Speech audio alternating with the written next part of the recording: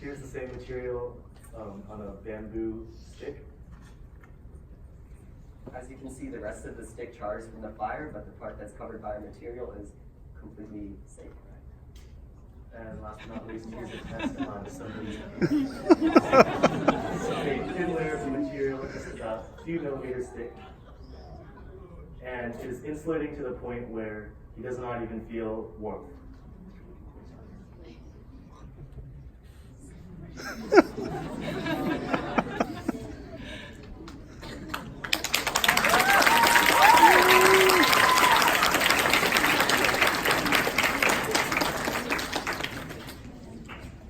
Any other questions? Yes? She asked, how do you carry enough water? Yeah, that is also something that we considered. So one of the great things about drones is earlier I mentioned modularity we can have a lot of different types of fire extinguishers. And that means for different types of fires, we can have different types of fire extinguishers. So if there's like an electrical fire versus a wood burning fire, we would use a different type of fire extinguisher. And so to carry enough water, we'd have multiple drones with different types of fire extinguishers all arrive to the scene of the crime, well, scene of the fire.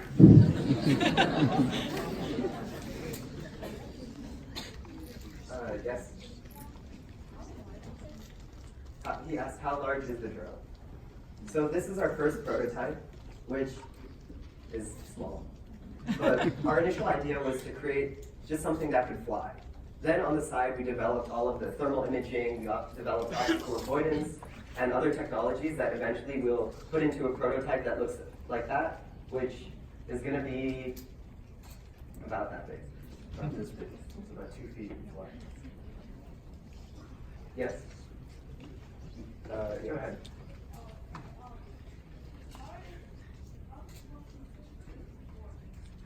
That's a good question.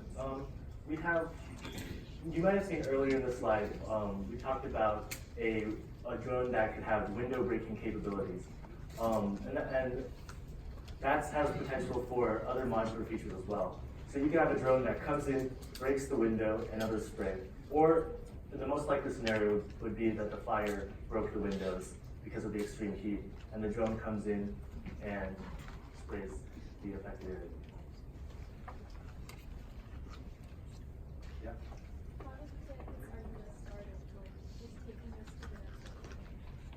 That's a good question.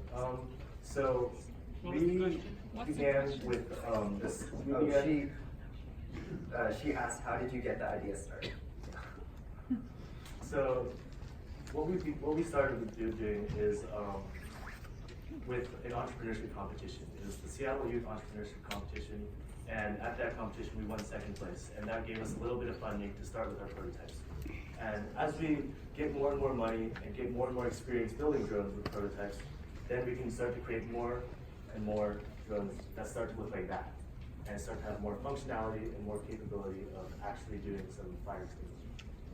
So it's just a steady process of slow steps that help bring you towards the final part.